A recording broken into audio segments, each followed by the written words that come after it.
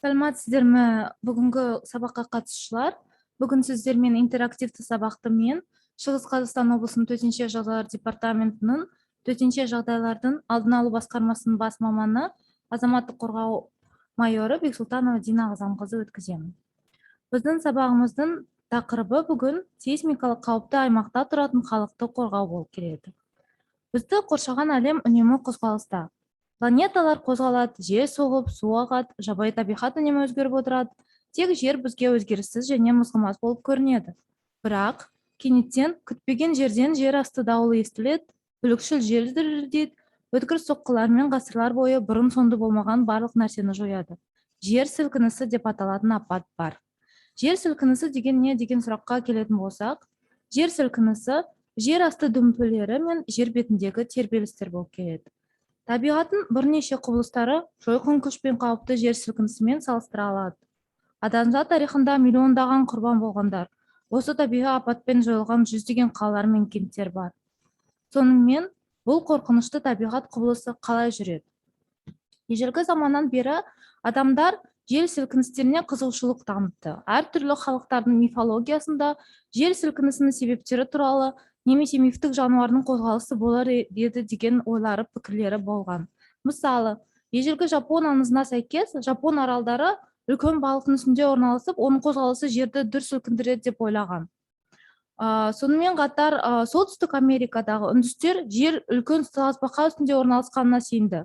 Кытайда жер буканын үстүндө, ал Монголияда баканын үстүндө орналасканына сенди.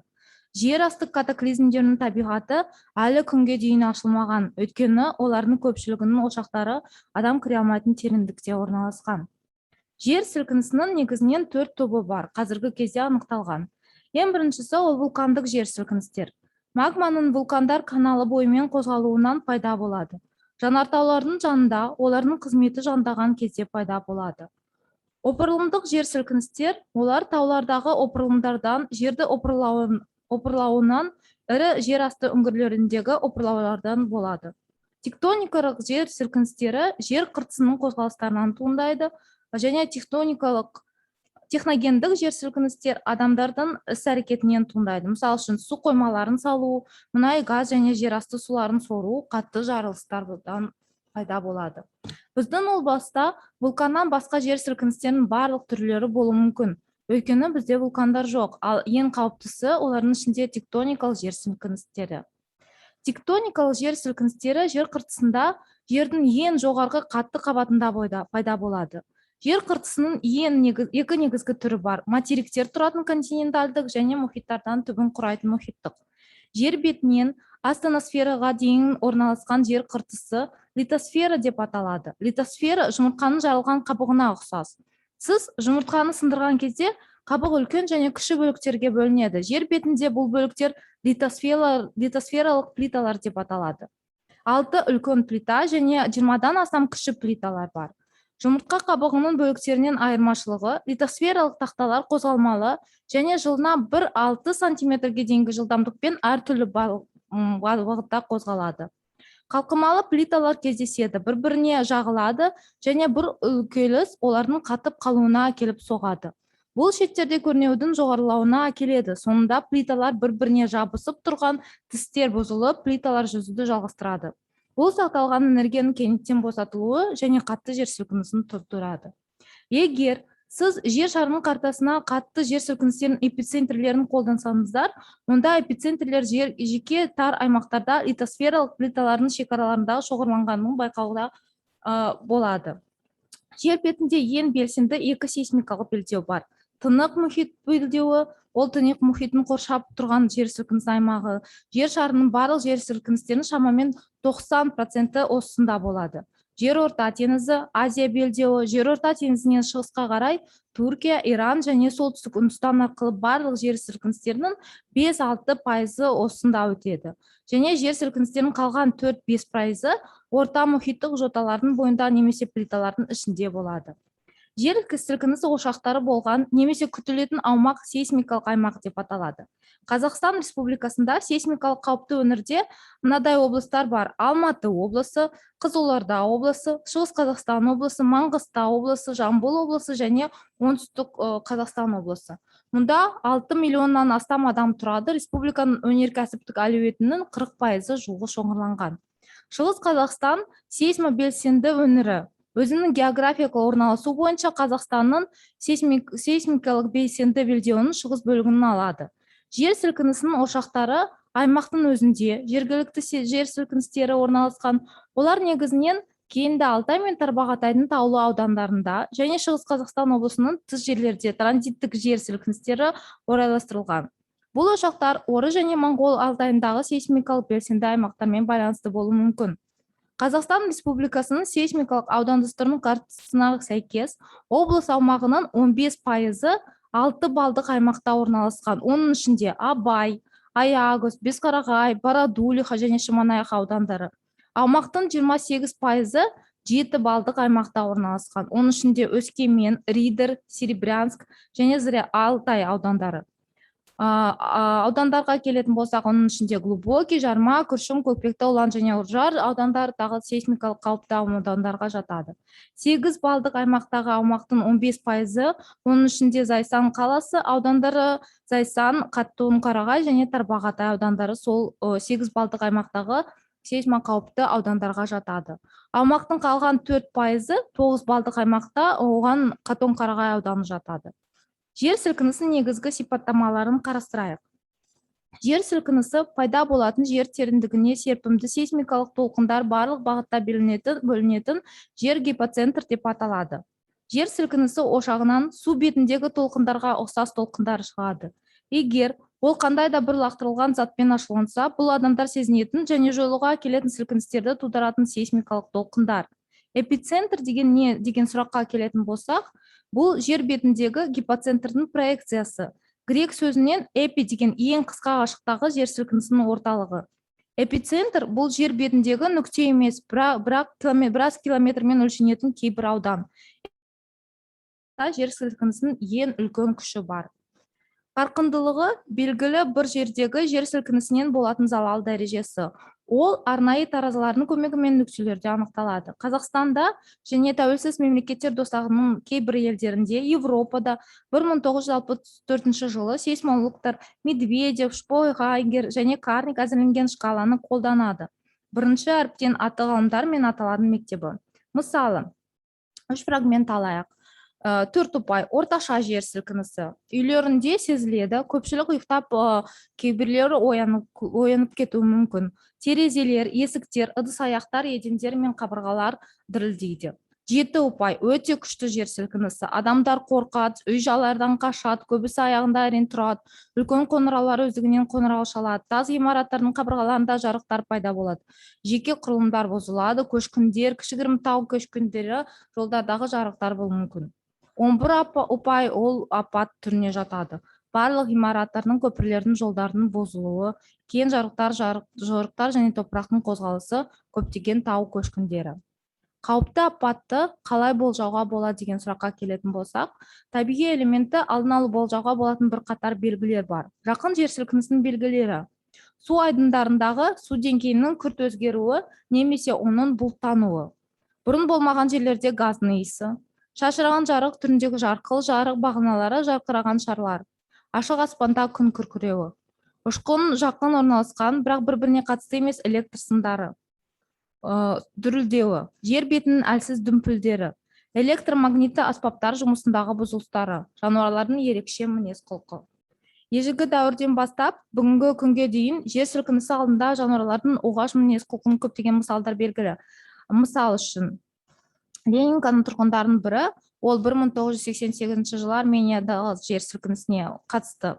Былай деді: мысығы мен иті, Лайка мен Алиса атты кешке қатты алаңдаушылық білдірді. 7 желтоқсанда таңертең жер сілкінісінен 4 сағат бұрын ол итпен серуендеуге шықты. Сол кезде мысық көшеге секіріп ағашқа көтерілді. Ит үйге қайтқысы келмейді. Оны күшпен сүйреуге тура келді. Ал ол қарсы тұрды және есін азғырды. Сонымен осы иттің иесі полицияға қоңырау шалып жер сілкінісі болатынын айтты, бірақ оны тек қана мазақ қылды. Жер сілкінісінен 10 сағат 40 минут бұрын ол көршілерін аралап барлығына не болып жатқанын талқылауға кірісуді ұсынды. Көршілері де ит алаңдаушылықтарын білдірді. Жер сілкінісі басталған кезде олар көшеде болды және ит пен мысықтың арқасында 4 отбасы құтқарылды. Жануарларды көргенде барлық адамдар жер қыртысындағы көрінбейтін өзгерістер жауап бермейтін есте ұстаған жоқ. Иттер, мысықтар, құстар, тышқандар, аквариум балықтары әсіресе сезімтал. Жанама прекурсорлар бізге әрқашан көмектесе алады. Жер сілкінісі әлі де күтпеген табиғи апат болып табылады. Ол кенеттен пайда болады. Егер сізге осындай 10 балдық жер сілкінісін күтіңіз десе, қауесеттерге сенбеңіздер және дүрбелеңге бой алдырмаңыздар. Жер сілкінісі әлі күнге дейін болжанбайтын табиғи апат. Егер біз сейсмикалық апатты әлі болжай алмасақ, онда құрбандар мен зардап шеккендердің санын азайтуға, сондай-ақ материалдық залаларды азайтуға ықпал ететін барлық қажетті шараларды қабылдауға міндеттіміз. Тірі қалу, жер сілкінісі кезінде жарақаттан сақтану мүмкіндігін арттыру үшін әр адам жер сілкінісі кезінде жазатайым оқиғалардың негізгі себептері екенін есте сақтау керек. Ғимараттардың жекелеген бөліктерінің құлауы, сынған әйнектердің құлауы, пәтердегі ауыр заттардың құлауы, өрттер, адамдардың бақылаусыз мінез-құлқы дүрбелеңі. Жер сілкінісі күннен кез келген уақытында түнде немесе күндіз болуы мүмкін. Ол сізді мектепте, көшеде немесе үйде ұстап алады. Әр жағдайда өзін қалай ұстау керектігін алдын ала ескерту керек. Жақсы ойластырылған жоспар сізге тез әрі түсінікті әрекет етуге көмектеседі. Әрбір елеулі жер сілкінісінен қорқудың қажеті жоқ. Олардың барлығы бірдей зиян келтірмейді. Жер сілкінісіне дейін сізге не қажет? Өзіңіздің үшін соққылардан аман қалатын салыстырмалы түрде қауіпсіз орында алдын ала анықтаңыз, кешіріңіздер. Тәжірибе көрсеткендей, салыстырмалы түрде қауіпсіз жер бұл күрделі ішкі қабырғалардың санаулары, бағалары мен рамалық арқалықтардың арқасында кіреберіс есіктердің санаулары, күшті қаптар, жұмыс орындары және тағы басқалары. Спитак жер сілкінісі кезінде ол 1998 жылы болған оқиға. Ваннада болған 6 адам тірі қалды. Имараттардың ең қауіпті жерлері сыртқы және ішкі қабырғалардың жылтырлаған санаулары, бұрыштық бөлмелер, әсіресе соңғы қабаттар, лифттер, баспалдақтар мен саты торлары, балкондар. Табиғи апат жағдайында имараттан кедергісіз және тез шығу мақсатында дәліздерді, өту жолдарын, саты торларын жабдықпен және мүлікпен үйіп тастауға болмайды. Егер сіз жер сілкінісі кезінде ғимараттан кетуді шешсеңіз, онда аз уақыт ішінде ескере отырып, ең қысқа жолды алдын ала білгеніңіз жөн. Шкафтарды, сөрелердің қабырғаға еденге мықтап бекітіңіз.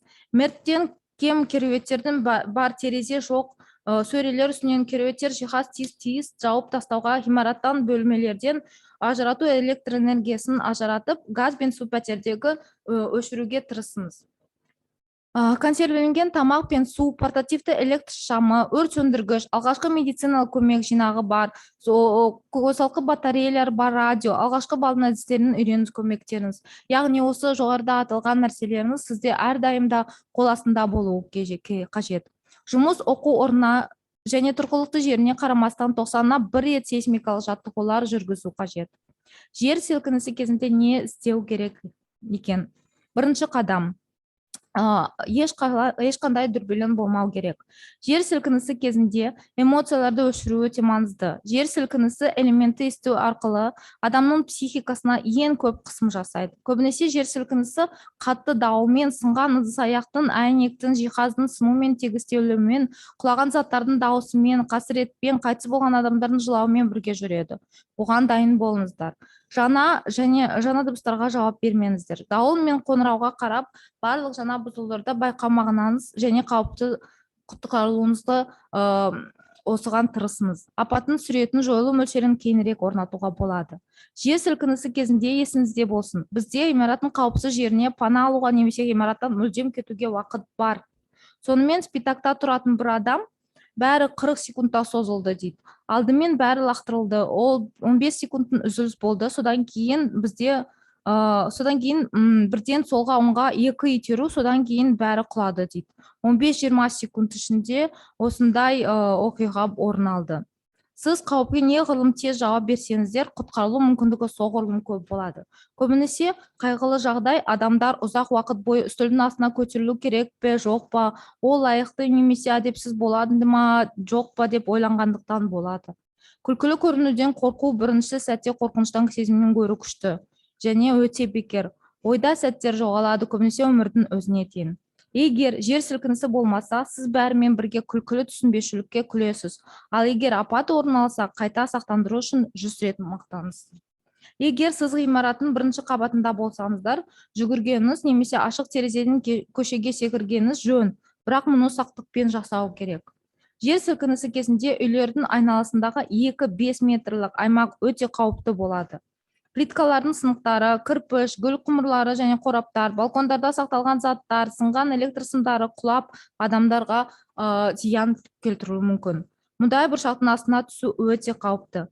Есіктің ашылуында тоқтап, алғашқы дүмпулерді күтіп, жағдайды тыныштықта немесе ғимараттың тұтастығына қауіп төнген кезде басы мен иықтарын үстелмен, нәтижеспен, орындықпен, қолмен жауып, қауіпті кеңістіктен өткен дұрыс. Егер жер сілкінісі сізді биік қабатта ұстап қалса, итеру кезінде, яғни осы жер сілкінісі басталған кезде көшеге жүгіруге тырыспаңыздар, кешіріңіздер. Біріншіден, сізде әлі уақыт жоқ. Екіншіден, лифтілер істен шығуы мүмкін. Ал баспалдақтар мен дәліздер өзара сыпайылыққа аз орналастырылғандықтан адамдар тобымен жабылады. Сіз қайда болсаңыз құтқарылуыңыз керек. Тырысыңыздар. Мысал үшін, құбырларды, газ, электр телевизорды шыны қалардан алыс болсаңыздар ең жақсы әдіс болады. Егер жер сілкінісі сізді биік қабатта ұстап қалса, біріншіден сіздер осы жоғарыда аталған қауіпсіз жерлерде сақталу мүмкін болады. Ол яғни ішкі қабырғалардың жағынан ванналарда немесе осы үстелдер мен қабырғаларға жабысып немесе бекітілген шкафтардың қасында. Егер сіз көшеде ғимараттардан алыс ашық жерге кетсеңіздер, бойымен жүгірмеңіздер, оларға кірмеңіздер, басқа ғимараттарға. Электр желілерінен және үзілген сымдардан, құлаған ағаштардан қорқаңыздар. Көлікте мүмкіндігінше ашық жерде тоқтаңыздар. Дүмпулер аяқталғанға дейін көліктен шықпаңыздар, бірақ та көліктің есіктері ашық болуы керек. Жолаушылар тербелістердің соңына дейін өз орындарында болғаны жақсы. Әйнекті қағудың немесе сыну мен жарақат алу қаупін тудыратын суға жыртудың қажеті жоқ. Біріншіден, қауіпсіз жерлерде болған адамдар ғимарат толық тоқталғаннан кейін өзімен бірге дабыл рюкзагын алып бөлмеден тез кетуі керек. Яғни дабыл рюкзакта не болу керек екендігін біз оған дейін айтқанбыз. Яғни батареялар, тамақ, алғашқы медициналық көмекке қажетті медициналық дәрі-дәрмектер. Басы кез келген затпен жақсы жабылған, өйткені гипстің бөліктері сыну мүмкін. Баспалдақ ойықтары бойынша тез түсіңіздер, бірақ жүгірмеңіздер. Және барлығы бір мезгілде емес, бірден саппен түсіңіздер. Өйткені саты ойықтары зақымдалуы мүмкін және олар бойынша жүгірушілердің үлкен шоғырланған дірілге төтеп бере алмайды. Мүмкін болатын қайталанулар туралы ешқандай болжамдар мен қауесеттер ойлап таппаңыздар және бермеңіздер. Ресми ақпаратты пайдаланыңыздар. Егер сіз ресми ақпарат шыққанға дейін көшеде болуды шешсеңіздер, подъездердің жанында қайталанатын дүмпулерді күтпеңіздер, бірақ ашық кеңістікте барыңыздар. Жер сілкінісінің эпицентрде қайда екенін білмейінше, ашық жерлерде серуендеу ұсынылады. Егер серуендеуге уақыт болмаса, сіз дайын болуыңыз керек және бірнеше рет итерген кезде, яғни жер сілкінісі басталған кезде, сол сценарий бойынша дүрбелеңіздер батыл әрекет етуіңіз қажет. Анық зақымдалған ғимараттарға жақындамаңыздар. Мамандардың тексеруіне дейін оларға кірмеңіздер. Егер мүмкін болса, зардап шеккендерге алғашқы көмек көрсетіңіздер. Осы ұсыныстардың барлығын құтқарушылар ғимараттардың тірі адамдарын тапқаннан кейін және куәгерлердің айтуы бойынша құрастырған. Егер сіз осы қарапайым ережелерді ұстанатын болсаңыздар, өзіңізді элементтердің соққысынан қорғауға болады. Ал мен сабақты осы табиғи апатқа үнемі тап болатын адамдардың ұранымен аяқтағым келеді. Жер сілкінісінен қорықпаңыздар, бірақ оған дайын болу керекпіз. Сұрақтарыңыз болса, сұрақтарды қоя беруге болады. Айтады ғой,